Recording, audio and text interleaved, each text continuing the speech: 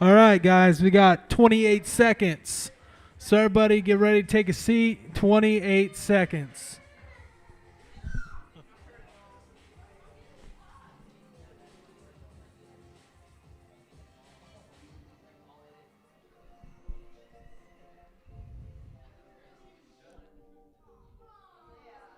Hey, all right. 4, 3, 2, 1. All right, everybody take a seat. Take a seat, pop a squat.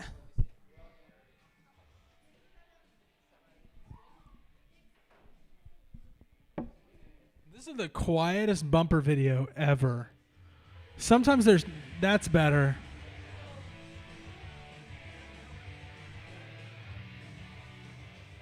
All right. Come sit in with us. Yeah. Come off the couches. Come sit in with us. The closer, the better.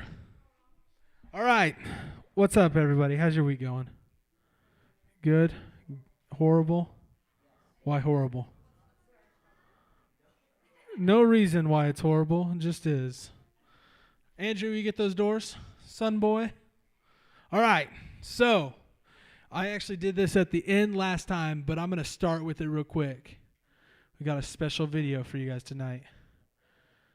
No, that'll be next week. All right. Here is the special video.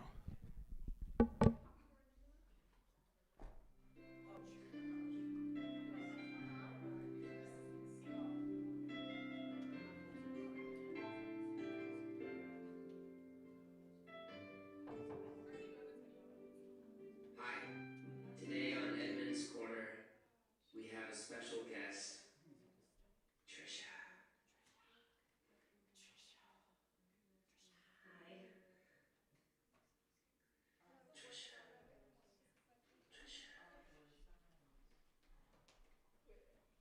I'm so glad you're here.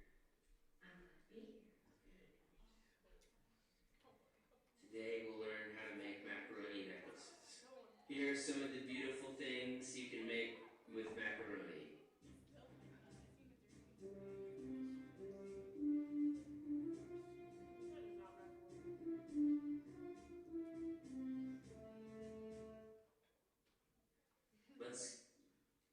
Let's get started. Take your string. Cut it so it's long enough. That's good.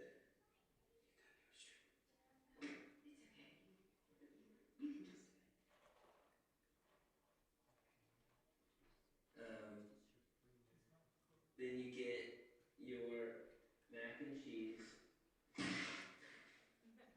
I like using Kraft mac and cheese. It's the cheesiest. Boil in water, salt to taste, add butter. Oh boy.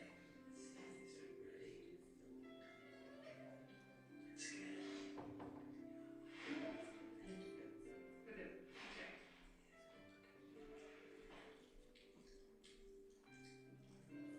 Start with the map and thread it on your string. Just put it in.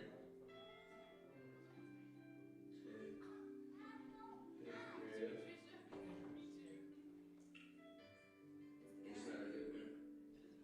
Here's a gooder one. It's harder.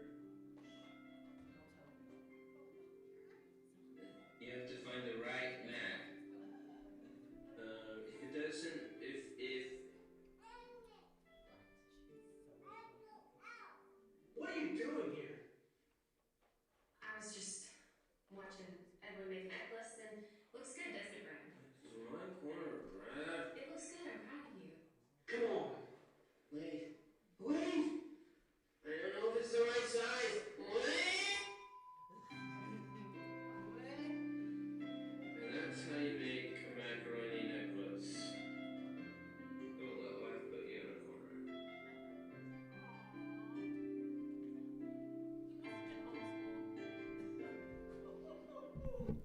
Wow.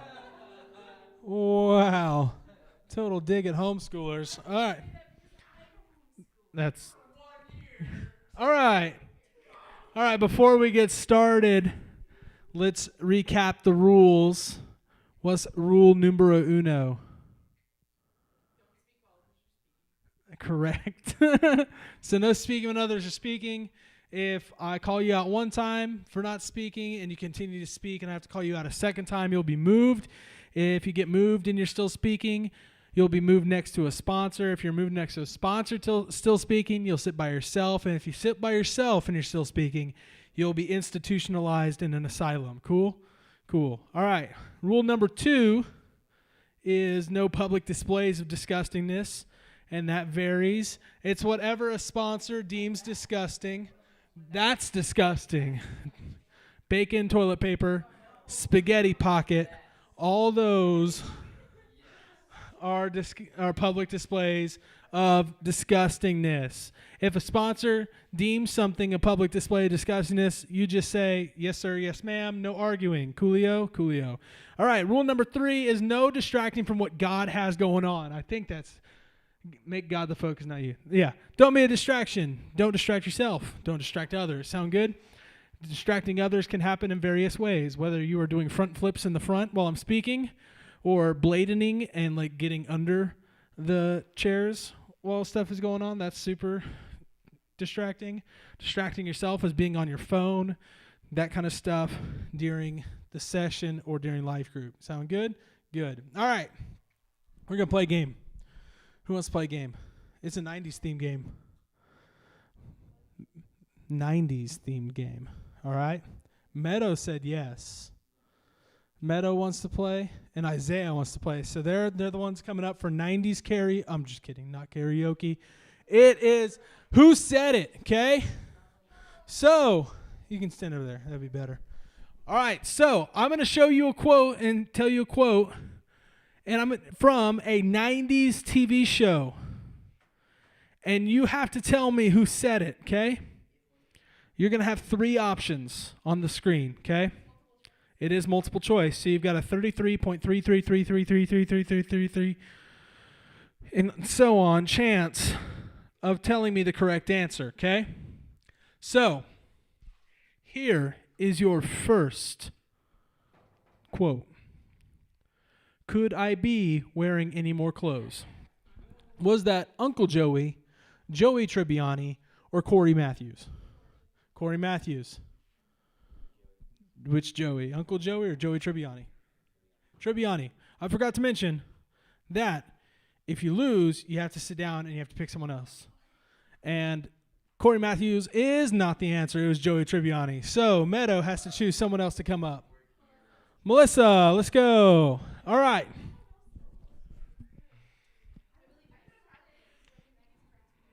So here we go. Here is the next quote for Isaiah and Melissa. Have mercy. Was it Jerry Seinfeld, Will Smith, or Uncle Jesse? Uncle Jesse? Uncle Jesse, let's see. Survey says Uncle Jesse, have mercy. Yeah. All right. 15, Yemen Road, Yemen. Was it Janice, the nanny, or Topanga? I don't know the nanny's name. I'm just really Fran? I think I knew that actually. All right. So, was it Janice, Fran, or Topanga? 15, Yemen Road, Yemen. Janice, the nanny. Janice. 15, Yemen Road, Yemen. Kendall. All right. Here's your quote. Did I do that? Steve Urkel, Corey Matthews, or Jerry Seinfeld? Steve Urkel. Steve Urkel. All right. Survey says, did I do that? Steve Urkel. All right. Here's your next quote. How rude. Was it Topanga? Was it Stephanie Tanner, or was it Rachel Green? Stephanie? Stephanie Tanner. Boom. It was Stephanie Tanner. All right. Here's the next one. My name is Plays with Squirrels. Was it Screech, Uncle Joey, or Eric Matthews? Screech? Eric Matthews. Answer is Eric Matthews. And I switched the Joeys on accident. All right. So, Melissa, you have to take a seat because you said Screech. Who's up?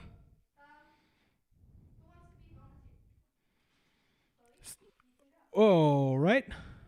Seth raised his hand and she's like, Chloe, come on up. All right.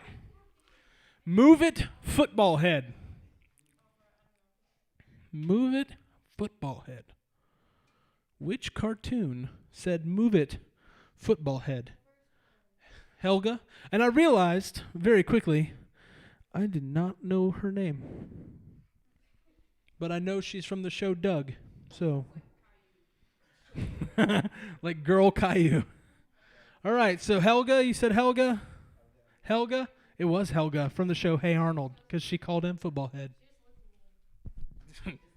But, okay, so in Hey Arnold, she's mean to Arnold and calls him football head, but she's secretly in love with him. Boom. All right, cut it out. Was it Uncle Joey, Topanga, or Jerry Seinfeld? Uncle Joey? Uncle Joey, cut it out. All right, it was Uncle Joey. All right, here's the next one. Feeny, fee, he, ne. Was it Carlton Banks, Chandler Bing, or Eric Matthews? Chandler? Feeny, fee, was Eric Matthews. Yep, so you both now have to take a seat. Seth, Chloe, who are you choosing? Neela. All right, Seth and Neela, are you ready? You guys are a much less energetic crowd than the middle schoolers. Holy moly. All right, here's the next quote. A baby's got to do what a baby's got to do. Was it Chucky Finster, Tommy Pickles, or Phil DeVille? Tommy Pickles? Tommy Pickles. It was Tommy Pickles. You know what? He's got a little brother named Dill Pickles. All right. Who loves orange soda?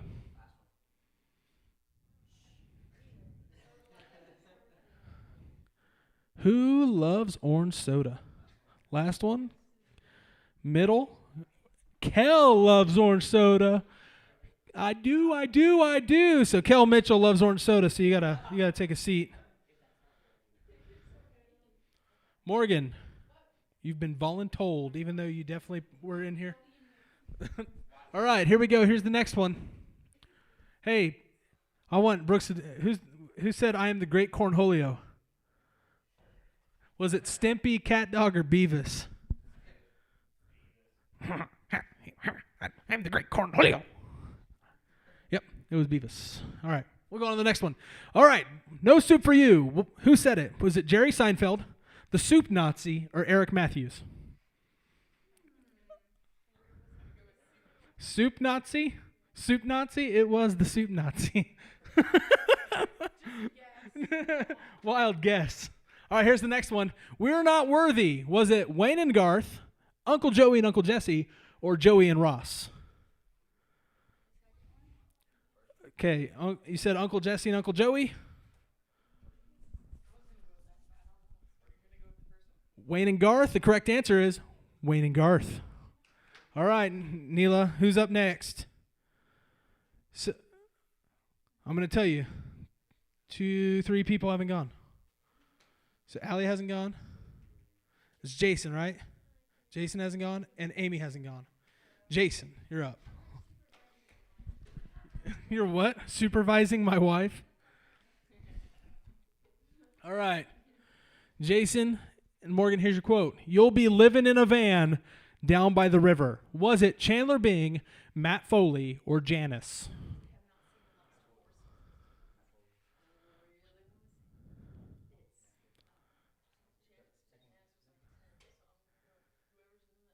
Matt Foley. Okay. Matt Foley. My name is Matt Foley. I am 35 years old, and I live in a van down by the river. Yep, it was Matt Foley. I love Chris Farley. All right, who are you calling a cantaloupe, you melonhead? Was it Uncle Joey, Will Smith, or Screech? Will Smith? Screech. It was Screech. R.I.P. All right, Allie and Amy. Allie gets to go. All right. How many more I got? 3, 2. All right. These are the final 2. Amy, you didn't get called up. I was just saying that you. You might get called up next. All right, here we go. Here's the next quote. Hello, Newman. Was it Keenan, Jerry Seinfeld, or Carlton Banks? Carlton? Jerry Seinfeld? Hello, Newman. What's the deal with airline food? All right, so seeing as how you're the last man standing, there's one more. If you get this next one, you win, okay? All right. Smelly cat, what are they feeding you? What? Phoebe, I didn't have to name them off. It was Phoebe Buffet. Bam. All right, you can take a seat. All right. Smelly cat. You know Paul Rudd was in Friends? I love Paul Rudd. Paul Rudd is the best. So, here's what we're going to do. I'm going to show you some fun 90s fashion trends, and you have to raise your hand if you would want to bring it back. Okay? Sound good? If you don't want to bring it back, just keep your hand down, yeah. So the first one is neon. Neon everything. All neon everything. No. Interesting. What about plaid? Just all plaid everything. Mid 2000s, you know what all the rage was when I was in middle school? Plaid shorts. Plaid shorts with some like plain tee, yeah. All right, next one, MC Hammer pants. Fun colored joggers. Okay. I was talking to Brooks earlier, and my dad and I totally had a couple of these when I was a kid in the 90s. Bucket hats. But my bucket hat was khaki. Like straight up khaki. No. It was a bucket hat, but it was straight up khaki. Yes. Because it's too obvious. Yeah. You know what else? What was the one that we were going to put in there? Oh, we were on a break. Too obvious. We were on a break. It was Ross Geller. Yeah. That one's soup's easy. But you know which one isn't easy? My Name Is Plays with Squirrels. I should have pulled up that clip and had you guys see that clip because it's so funny. All right. Here's the next one. Denim everything.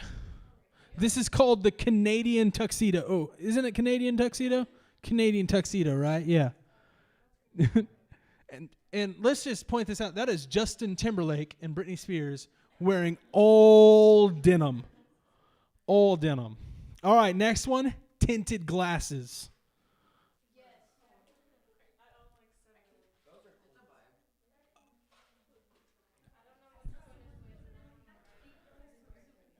You know what this is off topic, but with the tinted glasses, you know what I hate? The trend right now, like skin tight, plain white t-shirt and just thin aviators. I hate it. Dwight Schrute did not die for that to happen. All right, next one, windsuits. Windsuits. Okay, I used to have windsuits when I was a kid in the 90s, and I would. Okay, here's a story time. When I was a kid in the 90s, my mom would lay us down for a nap, right? And I was the type of kid who would listen when people were speaking, and sponsors. So when I was a kid, when my mom would lay us down for nap, I hated napping, but I wanted to walk around the house, but I'd be wearing windbreaker pants. And so in order to not make the whoosh, whoosh, whoosh, whoosh, whoosh noise you'd make, I'd walk around the house like this so as to not wake up my mom from her nap. Yeah. Hate windsuits. All right, what about fanny packs? I'm all about the fanny pack move. I love it. I have a fanny pack already. All right, what about overalls?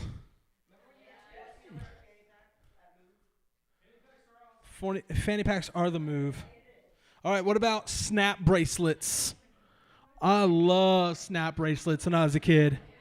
Snap bracelets, they doubled as a weapon. You could slap them on people and stuff. It was the best.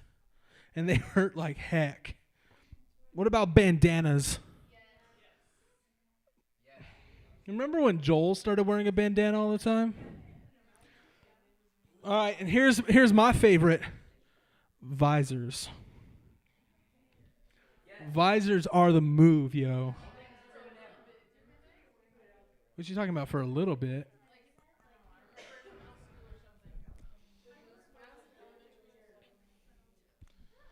All right, and then my personal favorite and / least favorite, Jinkos. You want some Jinkos? You want some Jinkos? Bladen was wearing some Jinko-looking jeans. Bruh. The only people who wear Jinkos are like characters in Tony Hawk Underground. Like rocket power, yes. All right, and then finally, and I'm going to show you some animal print. You like animal print? Here is my favorite animal print. That's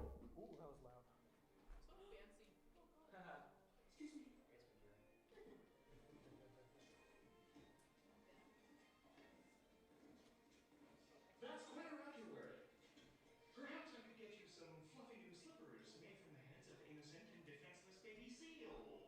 Who is this ghastly man? Ace Ventura, pet detective. And you must be the Monopoly guy. Thanks for the free parking. Another activist, McGuire. Activist, yes. Activism, yes. Mr. Ventura, there's nothing wrong with enjoying the fruits of nature. You should try it sometime. Alrighty then.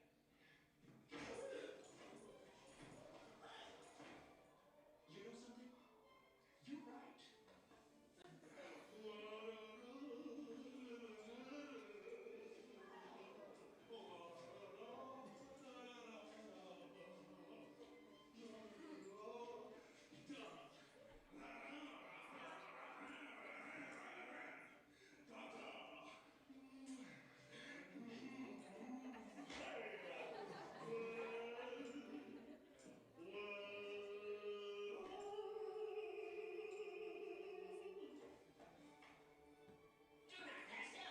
not collect $200! It's lovely, but I fancy myself in autumn.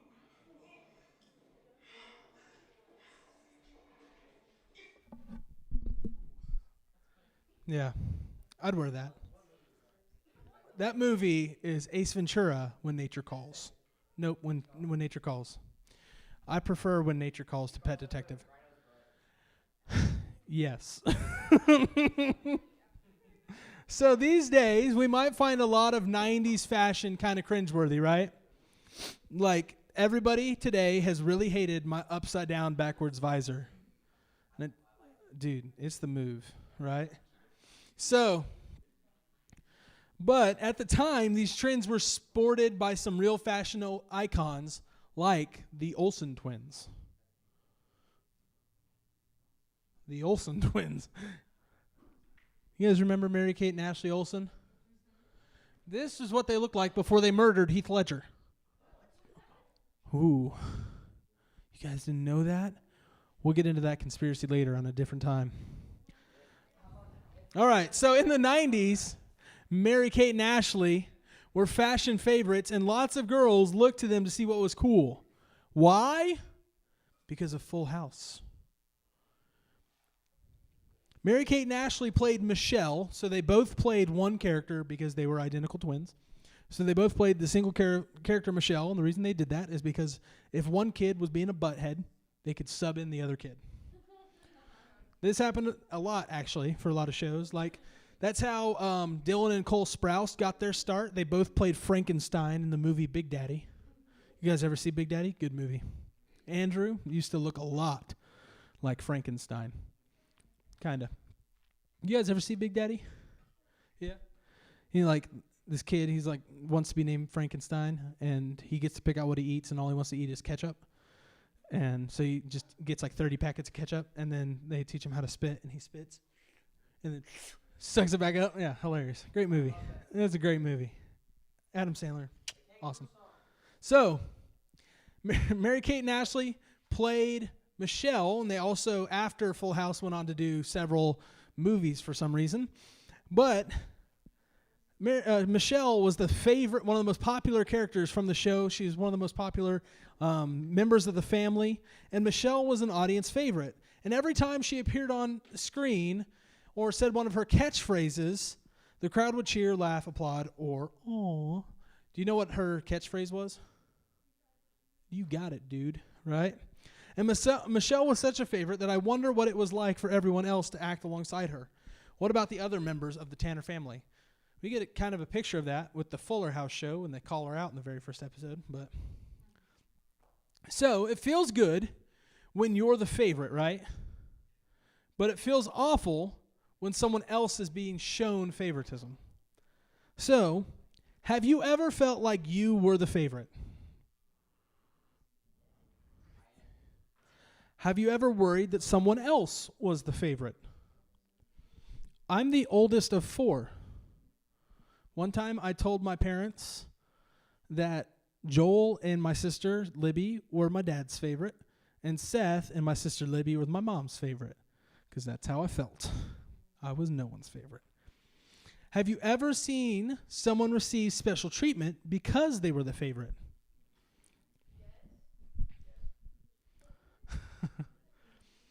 Do you think you've ever shown someone favoritism? Do you think you've ever shown someone favoritism? So, I want to ask you the following questions, okay? I want to give you guys a chance to respond, so speak up if you have an answer. Is it bad to have favorite people? No. Why or why not?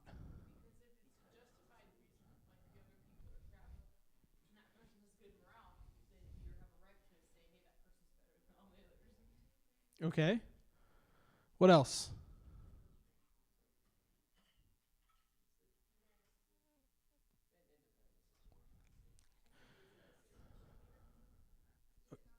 Well, that's what we'll get to. But let's say, all right, listen, I like you guys, right?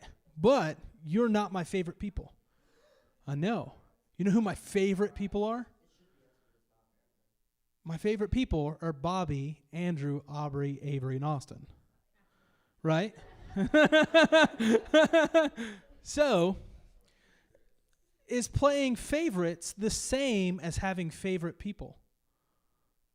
No, right? Like, you have favorite friends, but that doesn't mean you're playing favorites with those friends, right? Just because you have a closer relationship with those people doesn't mean you're favoriting them over everyone else, right? If it's not bad to have favorite people, is it bad to play favorites? Yes.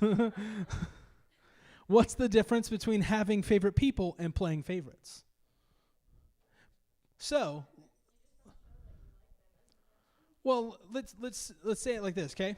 I have my favorite people. I have Bobby, Andrew, Aubrey, Avery, Austin, right? But if I start buying only Andrew food, like I get him chicken nuggets, steak and lobster, but like Aubrey and Avery get like cereal without milk, right? Would that be playing favorites even with my favorite people? That would be different, right? So if you have a best friend and you're like, or like a group of best friends, and you start giving just one best friend certain attention and certain things for certain reasons, that's playing favorites. It's okay to have favorite people. That's healthy. We can't be best friends with everyone, although I try to be. We all need a few close friendships, but favoritism excludes people, is unfair, and it hurts, right? So what is favoritism? It's when you give special treatment unfairly at the expense of someone else. So there's this episode of Full House that I was going to show you a clip of, but Hulu took Full House down like this week. I'm not even kidding you, because like last week I watched it on Hulu. I know. So, but DJ, the oldest Tanner daughter, becomes the editor of her school newspaper. And so she makes her best friend Kimmy a sports reporter for this school newspaper. But Kimmy is wildly unqualified. And instead of writing an article about the sports team, she writes about one of the people on the sports team who happens to be very cute. And that's all she writes about. And so when DJ gets onto her for poorly writing this, she says, well, why'd you hire me to begin with? And DJ tells her, it's because you're my best friend. And some other kids call her out and say, hey, that's nepotism. And DJ says, it's not nepotism, it's favoritism. So playing favorites didn't work out. In this situation, DJ was frustrated because Kimmy wasn't doing her job. Kimmy was offended because she wasn't hired because of a qualification. And the classmates, who would have loved to have had a chance to write an awesome sports column, were never given the chance they deserved. So, have there been times in your life where you experienced other people playing favorites? Have you experienced yourself playing favorites? There was this one time when I was a kid. Let me tell you something. Kids are jerks, okay? Kids are jerks. And I was one of those jerks. So it was my birthday, and I was handing out invitations for my birthday party. And I made a decision on purpose not to invite these two brothers in my church who happened to be homeschooled. I was also homeschooled, but I chose not to invite them. And I decided to hand out my invitations at church. And they were there. And the question was asked that I had a very hard time thinking of an answer to, but I came up with it. But the question was asked, what are those? Birthday party invitations. Where's ours? My mom has it.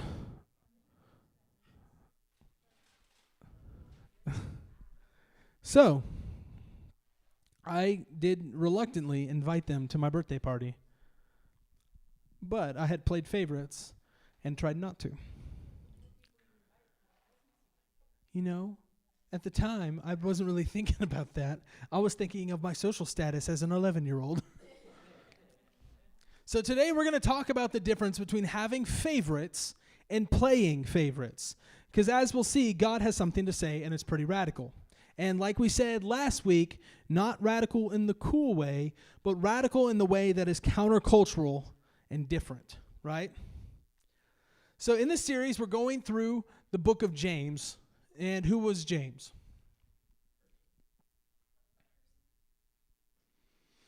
Right, but incorrect. Not the answer I'm looking for. James was the brother of Jesus. He writes this book to the church in Jerusalem, And he is very straightforward in his instructions to the church. And these teachings may seem simple, but they have power to create radical change. So in James 2, 1 through 10, it says this: "My brothers, show no partiality as you hold the faith in our Lord Jesus Christ for the Lord of glory. For if a man wearing a gold ring and fine clothing comes into your assembly, and a poor man in shabby clothing also comes in, if you pay attention to the one who wears fine clothing and say, 'You sit here in a good place,' while you say to the poor man, 'You stand over there,' or 'Sit at my feet,' have you not then made distinctions among yourselves and become judges with evil thoughts? Listen, my beloved brothers, has not God chosen those who are poor in the world to be rich in faith and heirs of the kingdom, which he has promised to those who love him? But you have dishonored the poor man. Are not the rich the ones who oppress you and the ones who drag you into court? Are they not the ones who blaspheme the honorable name by which you were called? If you really fulfill the royal law according to the scriptures, you shall love your neighbor as yourself, you are doing well. But if you show partiality, you are committing sin and are convicted by the law as transgressors. For whoever keeps the whole law but fails in one point has become guilty of all of it."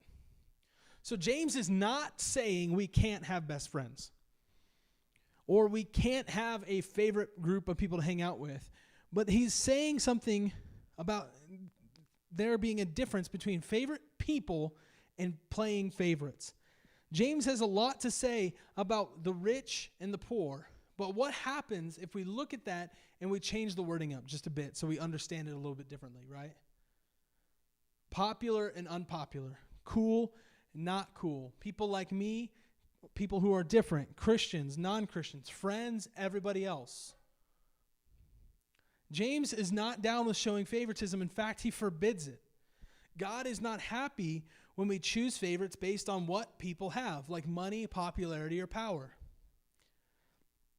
God isn't happy when we ignore people without things like money, popularity, and power, and mistreat, dishonor, shame, exclude, or fail to love some people because we see them as less important than other people.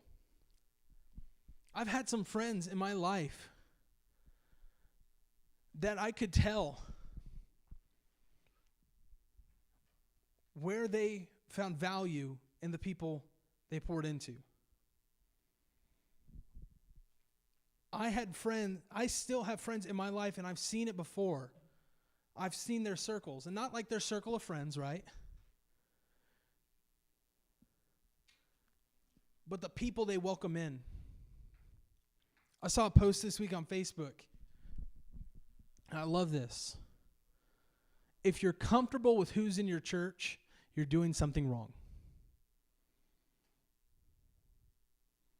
If you're comfortable with who's in your church, you're doing something wrong. If all you have in your church is people who are like you and think like you and act like you and do things like you, you're in a cult, not a church, right?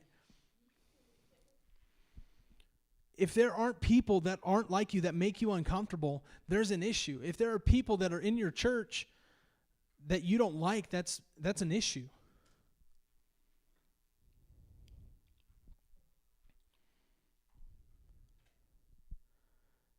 We should be wanting to have the people that aren't like us in our churches. There's an old Babylon Bee article. You guys know what the Babylon Bee is? Babylon Bee is a satire website that makes fake news posts, but it's super funny. It's kind of like The Onion, but Christian. But there was one that was this picture of a dude, and it said, "Local Christian, super proud of himself for loving people who are exactly like him." Right?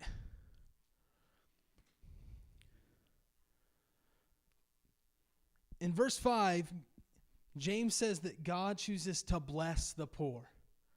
Does that mean God plays favorites? Does God show favoritism, but in the opposite way that you and I do? Like, we tend to go towards people who have money, popularity, and power, but God's like, I want the opposite. To help us make sense of this, we're going to look in the book of Proverbs, in Proverbs 22. A good name is to be chosen rather than great riches, and favor is better than silver or gold. The rich and the poor meet together. The Lord is the maker of all of them. Whoever sows injustice will reap calamity, and the rod of his fury will fail. Whoever has a bountiful eye will be blessed, for he shares his bread with the poor. Do not rob the poor because he is poor, or crush the afflicted at the gate. For the Lord will plead their cause and rob life those who rob them. Rob of life those who rob them. So if God is the creator of everyone, rich and poor, popular and unpopular, powerful and not so powerful, it's safe to say that God doesn't play favorites. As God's creation, we're all equally loved. But it's clear that God notices people who are more in need than others. We might all be loved equally by God, but God knows we're not all given the same opportunities. Or we're not all given equal treatment by others or equal opportunities in the world. God seems to understand our tendency to show favoritism to those people we already like and admire. And we need to be reminded to care for people who aren't like us or aren't cool or popular or wealthy. So does God play favorites? No, but you and I do. And God is trying to teach us how to be more just and fair. Can you see the similarities between the proverb and James's advice? James is saying playing favorites broke God's law, but this proverb helps us understand more about what that means. The passage helps us to see that showing favoritism is injustice, and injustice has dangerous consequences. If we play favorites by excluding and harming others, God will stand against us and defend the people we've harmed. And that's pretty scary, right? So what's the alternative? Instead of playing favorites, we can treat everyone like they are made by God, because they are, and be generous with everyone, but especially people who really need it. Can you imagine how your family, friends, school, the world could be different if everyone treated others this way? If we could learn how to have favorites without playing favorites, the change would be radical. So if you want to see radical change, are you not sure what you think about Jesus? But you know you want to see more good and less hate. James tells us how to love like Jesus. Radical people don't play favorites. You're dismissed.